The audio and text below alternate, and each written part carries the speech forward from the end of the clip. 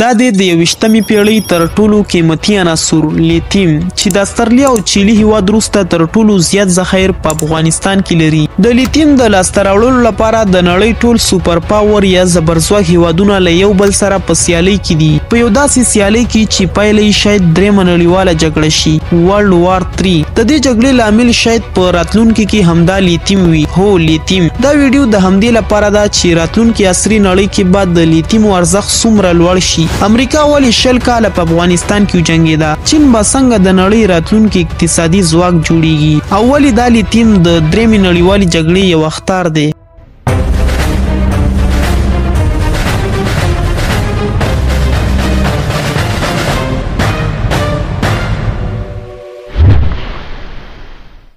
لیتیم د 21مې پیړۍ تر ټولو قیمتي شی دی، دومره قیمتي چې پیسې، سره زر، تیل، دا هر څه د دې په وړاندې هیڅ هم نه دي. 100 کاله وړاندې که چا ویلي و چې عربي نړۍ به څه داسې لیدل کیږي، نو دا به ورته د یو خیالي فلم څخه بل څه نه ښکارېدل. لیکن نن ورځ عربي نړۍ په یو پرمختللي اقتصاد سمبال ده، ځکه چې دلته بلیک ګولډ وموندل شول، تور زر یعنې تیل. د دې قسمت له 1908 څخه وروسته په بدلیدو شو، له کوم وروسته چې عربي نړۍ یو ژور بدلون وکړ. په سعودي عربستان، عراق او عربي متحده امارات کې په زیاته کچه تیل وموندل شول. تیل زموږ د موټرو پټرول دی. که چیرې تاسو موټر نه چلوئ نو له تیلو څخه جوړ شوي تولیدات به ضرور ستاسو شاوخوا نیولي وي، لکه پلاستیکي بوتلونه، ټایرونه، شمې، کاسمیټکس، حتی تر غاښ کریم پورې، په کوم کې چې د پټرولیم یو څه اندازه موجوده وي. یعنی د نن ورځ ژوند ډیره برخه په تیلو ولاړه ده. له همدې امله عربي نړۍ بدلون وکړ. لیکن د تیلو زمانه په ختمېدو ده او راتلونکي وخت دی د وایټ ګولډ یعنی د لیتیم. د ټکنالوژۍ نږدې ټوله تکیه په لیتیم پورې تړلې ده. د موبایل، کمپیوټر، جنگي آلاتو او برقي موټرو په بیټریو کې همدا لیتیم کارول کیږي. همدا وجه ده چې ټوله نړۍ لیتیم په وایټ ګولډ سره پیژني. که چیرې موږ د امریکا خبرو وکړو نو د الکتروني موټرو خرڅلاو هر کال 40% زیاتیږي. د امریکا ولسمشر بایډن موخه ټاکلې چې تر 2030 کال پورې به د امریکا 50% موټر الکتروني وي او تر 2035 کال پورې به په امریکا کې د پټرولي موټرو خرڅلاو مطلق غیر قانوني وي. لکه څنګه چې په الکتروني آلاتو کې نړۍ انحصاریږي نو ورسره به د چارج کیدونکو بیټریو غوښتنه یعنی ډیمانډ هم زیاتیږي، چې په پایله کې د ټولو ځواکمنو هیوادونو د لیتیم لټون هم چټک شوی. خو اوس سوال دا دی چې د لیتیم د زیاتیدونکو غوښتنې سره یو نړیوال جنگ څنګه پیښیدلی شي؟ دا پوښتنه موږ د لیتیم سره د تړلې د یوې اساسي موضوع خواته بیایي، کوم ته چې په انګلیسي کې سکارسیټي وایي، یعنی د یو شي سخته او شدیده کمبودتیا. په اصل کې لیتیم دومره نایاب عنصر نه دی او د ځمکې په ډیرو برخو کې موندل کیږي. لیکن اصل ستونزه دلته له ځمکې څخه د لیتیم د راویستلو ده چې یو ستونزمن او ګران بیه کار دی.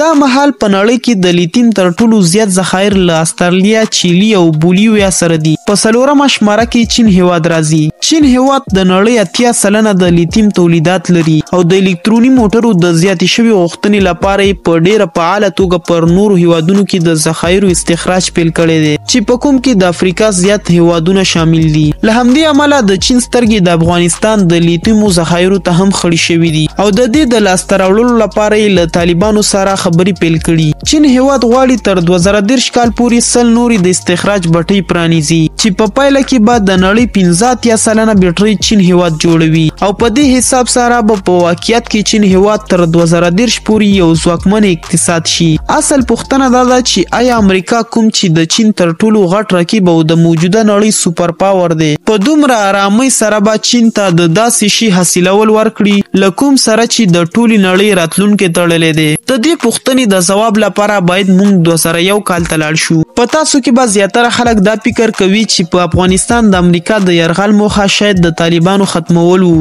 د ځینو خلکو باور دی چې اصل موخه د اپینو حاصلول وو. لیکن په 2010 کې د امریکا ایالت د یو راپور له مخې بل څه ویل کیږي. په دې راپور کې ویل شوي وو چې په افغانستان کې د 1 ټریلیون په اندازه د لیتیمو ذخایر موجود دي، کوم چې له استرالیا او چیلي هیواد وروسته د لیتیم تر ټولو زیات ذخایر دي. او په افغانستان باندې د امریکا د استعمار یو اساسي موخه هم همدا لیتیم وو. لکه څنګه چې دا مهال امریکا سره د کاریدونکو لیتیمو یوازې 8% ذخایر شته دي. د برقي موټرو د لیتیمو د غوښتنې لپاره امریکا لږ تر لږه 15 لکه میټریک ټنه لیتیمو ته ضرورت لري. له همدې امله په افغانستان کې د امریکا شکست نه یوازې امریکا 2 ټریلیونه ډالر تاواني کړه بلکې د 1 ټریلیون ډالرو لیتیمو ارماني هم له خاورو سره خاوري شو. خو له بل طرف د امریکا رقیب ته هم همدا یو غوره فرصت و او له افغانستان څخه د امریکا له وتو وروسته چین له هغه هیوادونو څخه و چې افغانستان یې لومړی په رسمیت وپېژنده ځکه چې د چین هیواد تمرکز په هغه وایټ ګولډ باندې و چې د نړۍ تقدیر بدلوي. نو له همدې امله د زیاتو ماهرینو په وینا له افغانستان څخه د امریکا وتل داسې و لکه امریکا چې په خپل لاس د راتلونکي لپاره د زبرځواک یعنی سوپر پاور چوکۍ چین هیواد ته ورکړې وي.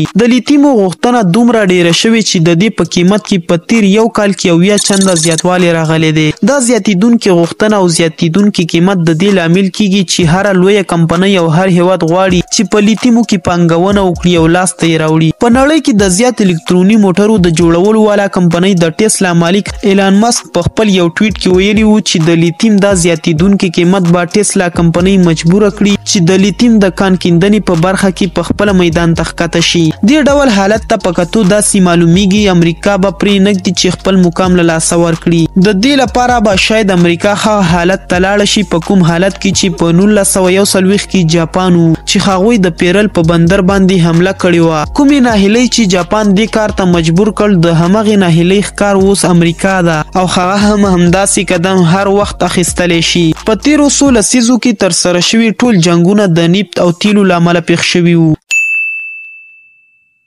تاریخ ګواه دی چې په تیرو 1.5 سل کالو کې چې څومره جګړې شوي نو هغه زیاتره د تیلو په سر رامنځته شوي. د خلیج جګړه، د کویټ د تیلو جګړه، د عراق جګړه او حتی د لومړي او دوهم نړیوالو جګړو زیاتره عملیاتو کې یوازې د تیلو زیرمې ټارګټ شوي وي ځکه چې هغه وخت پټرول ارزښتمن و او اوس لکه څنګه چې می مخکې وویل چې راتلونکي له بر څخه د کاریدونکو شیانو لپاره دی. نو اوس دا معلومه خبره ده چې راتلونکي جنګونه به اوس د چارج کیدونکو بیټریو عنصر یعنی د لیتیم د حاصلولو لپاره وي او د اټومي ټکنالوژي په دې دور کې د جګړې معنا څه ده په دې خو به تاسو ضرور پوهیږئ. دا نړیوال جنګ شاید د هغه څه له امله رامنځته شي په کوم شي چې د افغانستان خاوره دومره بسیا ده لکه سعودي عربستان چې په تیلو دی. خو خبره دا ده چې د سعودي په څیر بعد دا ذخایر د افغانستان تقدیر بدل کړي او کنه دا بیا د پانګونو او د استخراج په برخه کې په یو ښه مدیریت پورې تړلې خبره ده. د افغانستان د اوسني حکومت د عایداتو تر ټولو زیاته برخه اوس مهال د قانونو څخه ده. د بي بي سي د یو راپور له مخې ښه عایدات چې په تیر حکومت یعنی جمهوریت کې به په 6 میاشتو کې له قانونو څخه ترلاسه کېدل. اوسنی حکومت همدومره عاید یوازې په یوه ورځ کې له قانونو څخه ترلاسه کوي. د طالبانو د قانونو او پیټرولیم وزارت ویلي چې د ګوچین په نوم یوې چینایي کمپنۍ د لیتیم په استخراج کې د 10 میلیارډ ډالرو د پانګونې لیوالتیا ښودلې ده چې د دغه وزارت سرپرست ویلي چې د دې تړون له مخې به په افغانستان کې 140,000 مستقیمي او 1 میلیون غیر مستقیمي دندې رامنځته شي. خو افغانستان شاوخوا د 1 ټریلیون ډالرو په اندازه د لیتیمو زیرمې لري. 1 ټریلیون یعنی 1000 میلیارډ ډالر. د لیتیمو په ارزښت خو تاسو پوهیدئ. په دې برخه کې په هر تړون کې له ډیر احتیاط څخه کار اخیستل پکار دي ځکه چې چین هیواد په چلوال کې خپل یو ځانګړی مهارت لري چې دا بیا یو بیل موضوع ده. ویډیو تر همدې ځایه وه. موږ در سره پر فیسبوک او یوټیوب اوسئ. تر بلې معلوماتي ویډیو مو د لوی الله پامان.